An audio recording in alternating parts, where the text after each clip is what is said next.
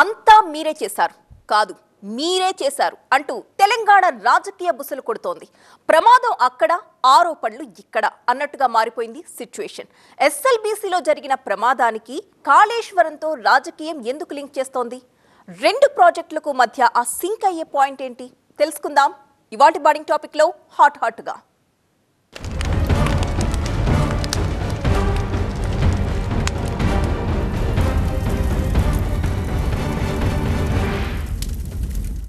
ఆలు చూలు ప్రాజెక్టు పేరు ఎస్ఎల్బీసీ ఆపరేషన్ అన్నట్టుగా మారింది రాజకీయ సిచ్యువేషన్.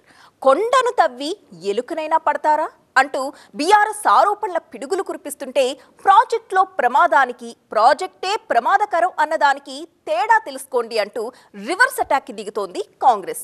ఉరుమురిమి మంగళం మీద పడ్డట్టు ఎస్ఎల్బీసీ దుర్ఘటన ఇప్పుడు కాళేశ్వరంపై పడింది.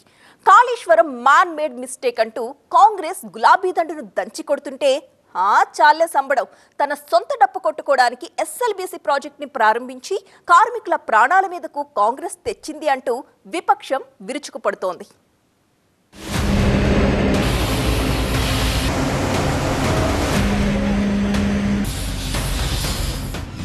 పదేళ్ళు పడా ఉన్న ఎస్ఎల్బీసీ పనులు ఆగిపోవడం వల్ల ఇవాళ కుప్పగూలి 8 మంది ప్రాణాలు పోయినాయి. 2010 మేము పని చేయలేదంటే నేను ఎమ్మెల్యేగా రాజీనామా చేస్తా, మళ్ళీ పోటీ కూడా చెయ్యా. ఈ పాపం నీది కాదా చంద్రశేఖరరావు? ఈ పాపాల భైరవుడివి నువ్వు కాదా? ఎస్ఎల్బీసీ టన్నల్ విషయంలో ఇది పూర్తిగా రేవంత్ రెడ్డి ప్రభుత్వ వైఫల్యము. ఈ ప్రమాదం జరిగిన తర్వాత హరీష్ రావు దుబాయ్కి పోయి 2 రోజులు దావతులలో మునిగి తేలింది హరీష్ రావు కాదా? ఈ సంఘటన జరిగింది 22వ తేదీ ఉదయం. ఈ సంఘటన ఎప్పుడు బయటకు వచ్చింది? 22వ తేదీ మధ్యాహ్నం 11-12 గంటల నుంచి బయటకు వచ్చినటువంటి విషయం. నేను వెళ్ళింది 21వ తేదీ. నాకేమన్నా కలబడుతుందా ఈ సంఘటన జరుగుతుందని? ఆ 8 మంది ఎక్కడ?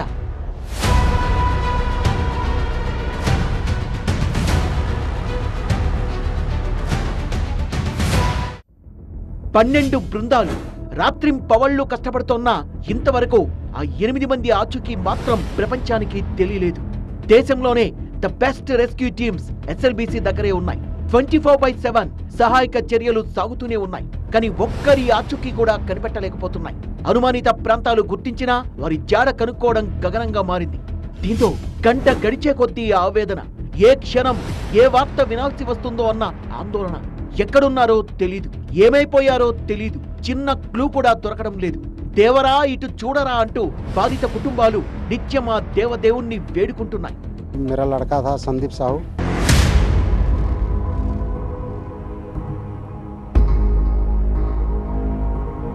और वो यहाँ अंदर ही फंस गए हैं. कब क्या हुआ को उसको मालूम नहीं था. तो हम लोग एक दो रोज फोन से ही बात करते रहते थे. ఆల్మోస్ట్ ఆశలు వదిలేసుకున్నట్టుగానే వార్తలు వస్తున్నాయి. కానీ ఎక్కడో చిన్న ఆశ, ఆ దేవుడు కరుణించకపోతాడా అన్న భరోసా రెస్క్యూ టీమ్స్ ను ముందుకు నడిపిస్తోంది. టన్నెల్ బోరింగ్ మిషన్ విడిభాగాల్ని గ్యాస్ కట్టర్స్ తో కటింగ్ చేస్తున్నారు. NDRF, south central railway mechanical engineering team, GPR machine data ఆధారంగా టన్నెల్ లోపల 8 లొకేషన్స్ గుర్తించిన సైంటిస్టులు 8 లొకేషన్స్ లో తవ్వకాలు చేపట్టారు. మట్టి బురద తొలగించేందుకు తీవ్రంగా ప్రయత్నిస్తున్నారు.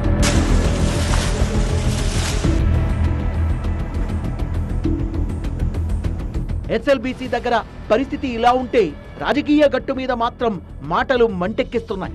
కాంగ్రెస్ ప్రాజెక్టు ఢమాల్ అంటూ బీఆర్ఎస్ ఆరోపణలతో విరుచుకుపడుతుంటే కాళేశ్వరం ప్రాజెక్టు మటాష్ అంటూ బీఆర్ఎస్ పై కాంగ్రెస్ రివర్స్ అటాక్ దిగుతోంది. అయినా ఎస్ఎల్బీసీలో జరిగింది ప్రమాదం, ప్రాజెక్టు ప్రమాదకరం కాదని కాంగ్రెస్ సమర్థించుకుంటోంది.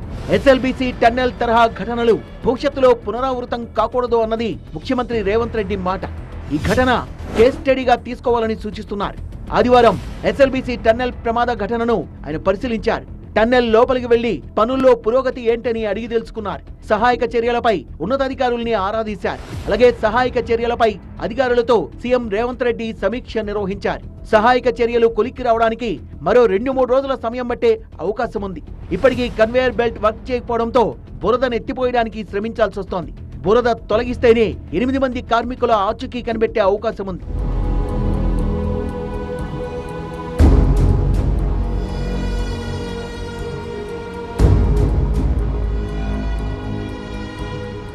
ఎట్టి పరిస్థితుల్లోనూ ఆపరేషన్ కొనసాగుతుందని, ఎస్ఎల్బీసీ ప్రమాదాన్ని రాజకీయం చేయడం తగదంటూ ప్రతిపక్షాలకు రేవంత్ రెడ్డి హితవు పలికారు. గత ప్రభుత్వం 10 ఏళ్ల పాటు ప్రాజెక్టును పక్కన పెట్టిందని గుర్తు చేస్తూ పనులు చేపట్టిన సంస్థకు గత ప్రభుత్వం బిల్లులు కూడా చెల్లించలేదంటూ దుయ్యబట్టారు. అంతేకాదు ఎస్ఎల్బీసీ ఘటన వ్యక్తిగత ఆరోపణలకు దారితీస్తోంది. దుబాయ్ సంగతులు కూడా రాజకీయంలో లేవనెత్తేలా చేస్తోంది. ఇక్కడ చావు బతుకుల మీద రాష్ట్రం కొట్టుమిట్టాడుతుంటే ప్రతిపక్ష నేత దుబాయ్లో పార్టీల మీద పార్టీలు చేసుకుంటూ ఎంజాయ్ చేస్తున్నాడంటూ హరీష్ రావుపై వ్యంగ్యాస్త్రాలు సంధించారు రేవంత్ రెడ్డి. హరీష్ రావు గారు దుబాయ్లో పోయి దావతులు చేసుకోలే. హరీష్ ఏడున్న ప్రమాదం జరిగినప్పుడు హరీష్ పాస్పోర్ట్ ఒకసారి బయట పెట్టమను అధికారికంగా ప్రభుత్వం నుంచి లేఖ రాస్తా. ఈ ప్రమాదం జరిగిన తర్వాత హరీష్ రావు దుబాయ్కి పోయి అబుదాబిలో 2 రోజులు దావతులలో మునిగి తేలింది హరీష్ రావు కాదని హరీష్ రావు గారిని చెప్పమను. రేవంత్ రెడ్డి మాటలపై మాజీ మంత్రి హరీష్ రావు అగ్గి మీద గుగ్గిలమయ్యారు. సహచర సభ్యుల ఫంక్షన్లకు వెళ్లినా తప్పేనా? అయినా ఘటన జరిగిందెప్పుడు? తను దుబాయ్ వెళ్ళిందెప్పుడు? 21వ తారీఖున తాను దుబాయ్ వెళ్లానని, ఆ తర్వాత ఎస్ఎల్బీసీ ప్రమాదం జరిగిందని హరీష్ రావు వివరణ ఇచ్చే ప్రయత్నం చేశారు. అయినా ప్రభుత్వంలో ఉన్నది మీరా మేమా? రేవంత్ రెడ్డివి డైవర్షన్ రాజకీయాలంటూ దుయ్యబట్టారు హరీష్ రావు.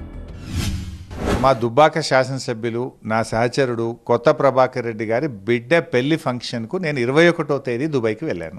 ఈ సంఘటన జరిగింది 22వ తేదీ ఉదయం.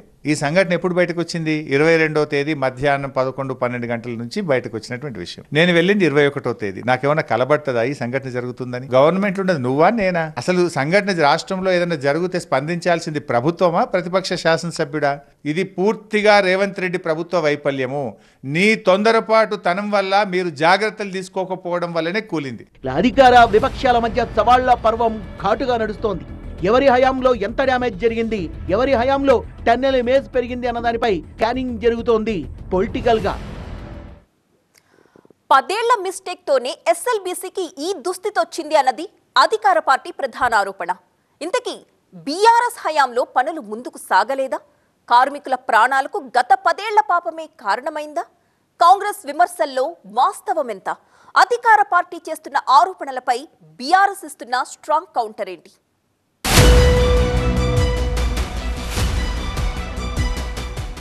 ఎస్ఎల్బీసీ 44 కిలోమీటర్ల సొరంగం. ఇది ప్రపంచంలోకెల్లా విశిష్టం. అటువైపు ఒక టీబీఎం, ఇటువైపు ఇంకో టీబీఎం మధ్యలో పనులు ప్రపంచ ప్రఖ్యాత tunnel boring machine driver lead చేస్తున్నాడు. అయినా పనుల్లో అడుగడుగున ఆటంకాలు, పైనుంచి కూలిన రాళ్లు మట్టి పెళ్లలతో టన్నెల్ బోరింగ్ మిషన్ విరిగిపడి విడిభాగాలు మీటర్ల కొద్దీ దూరంగా ట్రాక్ మొత్తం కప్పేశాయి. నిమిషానికి 3000 లీటర్ల నీరు పైనుంచి కారుతోంది. రాళ్లు మట్టి పెళ్లలు వెరసి బురద. ఇన్ని రోజులైంది. ఆ 8 మంది మీద ఆశలు వదులుకోవాల్సిందేనా? ఒకవేళ కనుక వాళ్ళు ప్రాణాలతో బయటకొస్తే మాత్రం అదొక అద్భుతం. అసలు ఈ ప్రాజెక్టుకు ఇన్ని ఆటంకాలు ఏర్పడడానికి అనేక కారణాలు. ప్రాజెక్టు పూర్తవడానికి ఇంకో 3 ఏళ్లు పడుతుందని ఇంజనీర్లు చెప్పారంటూ కేసీఆర్ అసెంబ్లీ వేదికగా దశాబ్దం క్రితమే స్పష్టం చేశారు. ఇది జరిగి 9 ఏళ్లు కావస్తున్నా ఇప్పటి వరకు ఎస్ఎల్బీసీ పూర్తి కాలేదు. ప్రాజెక్టుకు 2005లో ఉమ్మడి ఆంధ్రప్రదేశ్లోని అప్పటి కాంగ్రెస్ ప్రభుత్వం పరిపాలనా ఆమోదం తెలిపింది. 2010 నాటికే పనులు పూర్తి కావాల్సిండగా ఎడతెగని జాప్యం జరుగుతూ వచ్చింది. ప్రాజెక్టు పూర్తి చేయడానికి ఇప్పటి వరకు 6 సార్లు గడువు పెంచారు. ప్రాజెక్టుకు ఉమ్మడి ఏపీలోనే 52% పనులు పూర్తయ్యాయి. ఆ తర్వాత గత 10.5 ఏళ్లలో 23% పనులయ్యాయి. ఇప్పుడున్న కాంగ్రెస్ ప్రభుత్వం వచ్చాక 2026 జూన్ లోపు పూర్తి చేయాలని లక్ష్యంగా నిర్దేశించుకుంది. కానీ ఈలోపే ఈ దుర్ఘటన జరిగింది. ఈ దుర్ఘటన ప్రమాదవశాత్తు జరిగిందా, లేక ఏజెన్సీ తీసుకోవాల్సిన జాగ్రత్తలు తీసుకోకపోవడం, ప్రభుత్వ నిర్లక్ష్యం వల్లే ఆ 8 మంది మృత్యుకోరల్లో చిక్కుకున్నారా అనే చర్చ ఇప్పుడు రాజకీయంగా జరుగుతోంది. అయితే 10 ఏళ్ల పాటు కేసీఆర్ ప్రభుత్వం పనుల్ని ఆపడం వల్లే ప్రమాదం జరిగినట్లు సీఎం రేవంత్ రెడ్డి పదే ఆరోపిస్తున్నారు. 10 ఏళ్ళు పడా ఉన్న ఎస్ఎల్బీసీ పనులు ఆగిపోవడం వల్ల ఇవాళ కుప్పగూలి 8 మంది ప్రాణాలు పోయినాయి. ఈ పాపం నీది కాదా చంద్రశేఖరరావు? 2014లో తెలంగాణ రాష్ట్రం ఆవిర్భావం తర్వాత ఎస్ఎల్బీసీ సొరంగం మార్గం పనులు ఒక్క అడుగు ముందుకు పడలేదు. బీఆర్ఎస్ ప్రభుత్వం హయాంలో ఈ ప్రాజెక్టుకు నిధుల కటకట వేధించింది. 10 ఏళ్లలో 500 కోట్ల రూపాయల మేర మాత్రమే నిధులు విడుదలయ్యాయి. నిధులు సరిపోకపోవడంతో ప్రాజెక్టు పురోగతి 1 అడుగు ముందుకు 2 అడుగులు వెనక్కు వెళ్లింది. ఏటా బడ్జెట్లోనూ నిధుల కేటాయింపు చేసినా అది విడుదలకు నోచుకోకపోవడంతో నిరాశ మిగిలింది. దీంతో outlet tunnel boring machine bearing ఇతర పరికరాలు పాడైపోవడంతో పనులు ఆగిపోయాయి. శ్రీశైలం వద్ద ఇండెట్లో వస్తున్న సీపేజీ కారణంగా పనులు ఆగిపోయి 3 ఏళ్లకు పైగా అవుతోంది. ఈ 17 ఏళ్లలో సుమారు 2,500 కోట్ల రూపాయల వరకు ఖర్చు చేయగా ఈ ప్రాజెక్టు అంచనా వ్యయం 4,676 కోట్ల రూపాయలకు పెరిగింది. ఇప్పుడు ఇదే అంశంపై కాంగ్రెస్ బీఆర్ఎస్ మధ్య రాజకీయ యుద్ధం కంటిన్యూ అవుతోంది. ఎస్ఎల్బీసీ పాపం బీఆర్ఎస్ దే అంటూ కాంగ్రెస్ ఆరోపిస్తుంటే దీన్ని బీఆర్ఎస్ తిప్పికొడుతోంది. తమ ప్రభుత్వం హయాంలో సొరంగం పనుల ఆటంకానికి కారణం నీటి ఓట అని, నీటి ఓటను నియంత్రించేందుకు తాము చేసిన ప్రయత్నాలన్నీ విఫలమయ్యాయని బీఆర్ఎస్ చెబుతోంది. నీటిని బయటకు పంపించేందుకు నెలకు 1.5 కోటి ఖర్చొచ్చేదని చెప్పుకొస్తోంది. ఎస్ఎల్బీసీ దుర్ఘటనపై చర్చను పక్కదారి పట్టించేందుకు కాంగ్రెస్ ప్రభుత్వం ప్రయత్నిస్తోంది అన్నది గులాబీ శ్రేణుల మాట. బీఆర్ఎస్ హయాంలో ఎస్ఎల్బీసీ టన్నెల్ పనులు జరగలేదని నిరూపించాలని హరీష్ రావు డిమాండ్ చేస్తున్నారు. 10 ఏళ్ళు బీఆర్ఎస్ ప్రభుత్వం పనిచేయకపోవడం వల్ల కూలిందట. నేను ఐఎమ్ ఛాలెంజింగ్ రేవంత్ రెడ్డి, ఒకవేళ 10 ఏళ్లలో మేము పని చేయలేదంటే నేను ఎమ్మెల్యేగా రాజీనామా చేస్తా, మళ్ళీ పోటీ కూడా చేయ. నువ్వు ఒకవేళ 10 ఏళ్లలో పని జరిగి ఉంటే ముఖ్యమంత్రిగా రాజీనామా చేస్తావని ఛాలెంజ్ చేస్తున్నాయి. మరోవైపు కాంగ్రెస్ కూడా బీఆర్ఎస్ పార్టీపై పలు ప్రశ్నల్ని సంధిస్తోంది. 10 ఏళ్లు రాష్ట్రాన్ని పాలించిన బీఆర్ఎస్ పార్టీ ఎందుకని ఎస్ఎల్బీసీ ప్రాజెక్టును పెండింగ్ లో పెట్టింది? టన్నెల్ ను 200 మీటర్లు తవ్వి ఎందుకు వదిలేశారని ప్రశ్నిస్తోంది. తక్కువ లాభం వస్తుందనా లేక కాంగ్రెస్ పార్టీకి పేరొస్తుందనా? ఈ ప్రశ్నలకు సమాధానాలు చెప్పాలన్నారు మంత్రి జూపల్లి. అతి తక్కువ ఖర్చుతో పూర్తయ్యే ఎస్ఎల్బీసీ ప్రాజెక్టును పక్కన పెట్టిన బీఆర్ఎస్ పార్టీకి అసలు మాట్లాడే అర్హత లేదన్నారు మంత్రి జూపల్లి. మరి 200 కిలోమీటర్ల టన్నులు కొత్తగా మొదలుపెట్టినవి చేయగలిగినప్పుడు కేవలం మిగిలిపోయినటువంటి 19 కిలోమీటర్ల టన్నులు ఎందుకు మీరు పూర్తి చేయలేదు అని నేను స్పష్టంగా కుండబద్దలు కొట్టినట్టుగా ప్రశ్నించిన. దానికి సొల్లు పురాణం చెప్పిండ్రు కానీ నేను అడిగిన ప్రశ్నలో నిజామాబాద్ అని చెప్పాలి కదా. అంటే నిజాయితీ ఎందుకు తవ్వలేదు అని అడిగిన. తవ్వకపోవడానికి 3 కారణాలు. అంటే మీరు ముందే గనక ఊహించినరా అక్కడ గనక సొరంగంలోకి వెళ్ళి నీళ్ళు వచ్చి ఆ మట్టి పడిపోయి కూలిపోతుందని ముందే తెలిసి తవ్వలేదా? పోనీ డబ్బు లేక తవ్వలేదా? 7 లక్షల కోట్ల ప్రజలకు అప్పు. మరి ఈ 2 కారణాల, ఈ 2 కాకపోతే ఇంకేం కారణం ఉంటుంది? ఇది పూర్తి చేస్తే కాంగ్రెస్ ప్రభుత్వానికి పేరు వస్తుందని తవ్వలేదా? ఈ 3 కాకుండా ఇంకేమైనా కారణం ఉందా చెప్పాలి కదా. రెండవది, ఆ యొక్క 8 మంది అందులో ఉన్నటువంటి వాళ్ళని వెతికి తీయాలన్నప్పుడు దానికోసం 40 మందో 50 మంది 100 మంది లోపలికి పోవాలి కదా.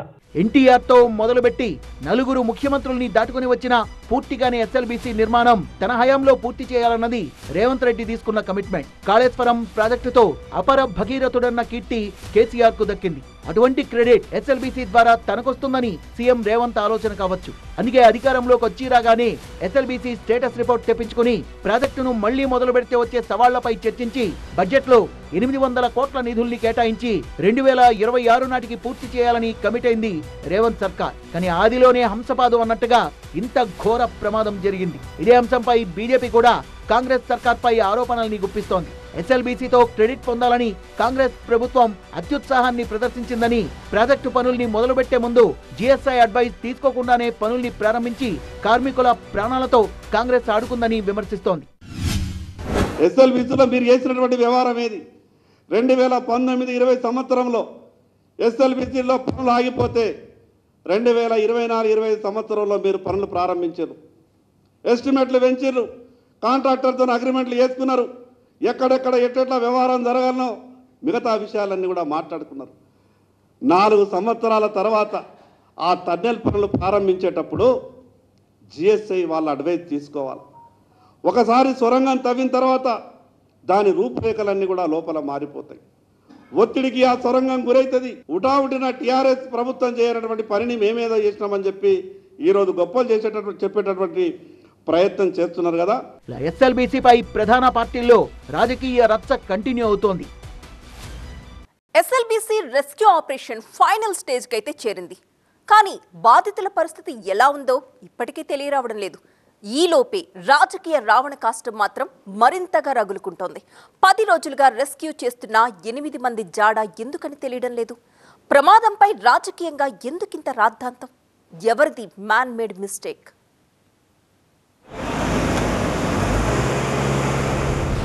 ఎస్ఎల్బీసీ ప్రాజెక్ట్ దశాబ్దాల కళ. ఆ కళను నెరవేర్చాలన్నది కాంగ్రెస్ డ్రీమ్. కానీ ఆ కళ కలగానే మిగిలిపోనుందా అన్న చర్చ జరుగుతోంది. అసలు ఈ ప్రాజెక్టు వల్ల ప్రమాదం వచ్చిందా, అసలు ప్రాజెక్టే ప్రమాదకరమా అన్న దానిపై రాజకీయంగా రచ్చ సాగుతోంది. ఇప్పుడు ఎస్ఎల్బీసీ టన్నెల్ ప్రమాదంతో కాళేశ్వరం ప్రాజెక్టు వివాదం కూడా తెరపైకి తీసుకొస్తోంది రాజకీయం. కాళేశ్వరం ప్రాజెక్టులో 1832 కిలోమీటర్ల మేర నీటి సరఫరా మార్గం, 1531 కిలోమీటర్ల పొడవున గ్రావిటీ కెనాల్, సొరంగ మార్గాలలో 203 కిలోమీటర్లు, 20 లిఫ్టులు, 19 పంప్ హౌస్లు, అలాగే 19 రిజర్వాయర్లు కలిపి 141 టీఎంసీల నిల్వ సామర్థ్యంతో ఉన్నాయి. రాష్ట్రంలోని 70% తాగునీటి అవసరాలని తీర్చడంతో పాటు పరిశ్రమల అవసరాలని కూడా తీర్చేలా దీన్ని రూపొందించారు. 80,500 కోట్ల ప్రాజెక్టుకు 2016లో శంకుస్థాపన జరగ్గా 2019 జూన్ 21న ప్రాజెక్టును ప్రారంభించి కేసీఆర్ జాతికి అంకితం చేశారు. ఎంతో ప్రతిష్టాత్మకంగా చేపట్టిన కాళేశ్వరం ప్రాజెక్టుకు కళంకం వచ్చి పడింది. ప్రాజెక్టులో భాగమైన మేడిగడ్డ బ్యారేజ్లోని ఓ పిల్లర్ 2023 అక్టోబర్లో కుంగిపోయింది. దాంతో రాజకీయంగా రచ్చ మొదలైంది. పిల్లర్ కుంగడంతో బీఆర్ఎస్ ప్రభుత్వంపై కాంగ్రెస్ పార్టీ నాడు తీవ్ర ఆరోపణలు చేసింది. కాళేశ్వరం ప్రాజెక్టులో భారీ కుంభకోణం జరిగిందని కాంగ్రెస్ అధికారంలోకి రాగానే మేడిగడ్డ ప్రాజెక్టుపై దృష్టి సారించారు. ప్రాజెక్టు నిర్మాణంలో జరిగిన అవకతవకలు, కుంభకోణంపై విచారణకు ఆదేశించింది రేవంత్ సర్కార్. కాంగ్రెస్ హయాంలో ఎస్ఎల్బీసీ ప్రమాదం జరగడంతో బీఆర్ఎస్ రాజకీయంగా కాంగ్రెస్ ను టార్గెట్ చేసింది. ఎస్ఎల్బీసీ కాంగ్రెస్ పాపమే అని ఆరోపిస్తూ పెద్ద ఎత్తున గులాబీ దళం విరుచుకుపడుతుంటే ఎస్ఎల్బీసీకి కాళేశ్వరం ప్రాజెక్టుకు మధ్య తేడాను చెప్తూ ప్రమాదకరమైన ప్రాజెక్టు నిర్మాణానికి టీఆర్ఎస్ నేతలు తేడా తెలుసుకోవాలన్నారు సీఎం రేవంత్ రెడ్డి. కాళేశ్వరం పేరు చెప్పి తెలంగాణలో ప్రాజెక్టులన్నింటినీ పక్కన పెట్టారంటూ కేసీఆర్ పై ప్రశ్నల వర్షం కురిపిస్తోంది కాంగ్రెస్. అదేమో మ్యాన్ మేడ్ మిస్టేక్, ఇదేమో ప్రకృతి వల్ల జరిగింది. అంటే ఇది ఒక సంఘటన, దురదృష్టకరమైన సంఘటన. ఇక్కడ రాజకీయ పార్టీలు లోపలికి పోయి నిర్లక్ష్యం వల్ల జరగలేదు. పని చేస్తుంటే పనిలో భాగంగా ఈ ప్రమాదం వచ్చింది. ప్రతిరోజు మనం జాగ్రత్తగా పోతూనే ఉంటాం. అనుకోకుండా ఎవరన్నా ఎదురుగా వచ్చి వాళ్ళని తప్పించడానికి పోయి మనం చెట్టు కుద్దినాం అనుకో, తాగి నడిపి ప్రమాదం చేసేటోడికి, ఎవరినైనా రోడ్డు మీద అడ్డం వచ్చిన వాళ్ళని తప్పించడానికి పోయి చెట్టు కుట్టుకున్న వాడికి రెండు ప్రమాదాలే. ఏ ప్రమాదాన్ని ఎట్లా చూస్తావు? కాళేశ్వరం ప్రమాదం అనేది తాగి బండి నడిపి ప్రజల్ని గుద్దినోని విధానం అయితే, ఎదురుగొని వచ్చిన మనిషిని బ్రతికించడానికి చేసిన ప్రయత్నంలో పోయి చెట్టు గుద్దుకున్నది. సీఎం మాటలపై బీఆర్ఎస్ కూడా తగ్గేదేలే అంటూ విరుచుకుపడుతోంది. ప్రమాదం జరిగిన 10 రోజుల తర్వాత ఎస్ఎల్బీసీకి వెళ్లిన సీఎం రేవంత్ రెడ్డి నెపాన్ని కేసీఆర్ పై మోపాలని చూడడం సరికాదంటున్నారు గులాబీ నేతలు. 10 రోజుల తర్వాత పోయి ఓ చిల్లర మాటలు మాట్లాడి కేసీఆర్ గురించి వెళ్ళి ఎప్పుడు పొద్దున్న లేస్తే కేసీఆర్ గురించి ఏడుస్తూ వీళ్ళ చేతగంతనం, వీళ్ళ పని విధానం.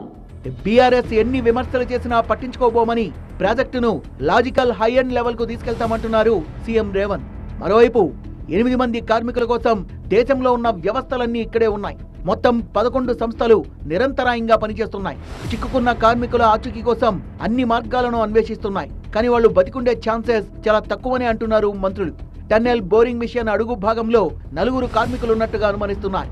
అదే నిజమైతే ఆశలు వదిలేసుకోవాల్సిందే. మాన్యువల్గా మనుషుల ద్వారా కూడా మళ్ళీ కొంత తవ్వడం కూడా జరిగింది. అది బహుశా రేపు మధ్యాహ్నం సాయంకాలం వరకు అది పూర్తయితే మనకు ఒక రిజల్ట్ అనేది వస్తుంది. ఎంటైర్ ఆ బోరింగ్ మిషన్ అడుగు భాగాన ఉన్నట్టుగా కనపడతా ఉంది మిగతా నరువుకు సంబంధించి. ఎస్ఎల్బీసీ టన్నెల్లో సహాయక చర్యలు చివరి దశకు చేరుకున్నాయి. 10 రోజుల పాటు కార్మికుల కోసం అహర్నిశలు కష్టపడ్డాయి రెస్క్యూ టీమ్స్. మరి ఫలితం ఎలా ఉంటుందో ఇప్పటికే మంత్రుల మాటల్లో తెలిసింది. మరోవైపు రాజకీయంగా మాత్రం ఈ రచ్చ ఇంతటితో ఆగేలా కనిపించడం లేదు. అయితే చూడాలి, ఎస్ఎల్బీసీ కాళేశ్వరం ప్రాజెక్టులపై సాగుతోన్న రాజకీయ రగడకు ఎక్కడ ఫుల్ స్టాప్ పడుతుందో.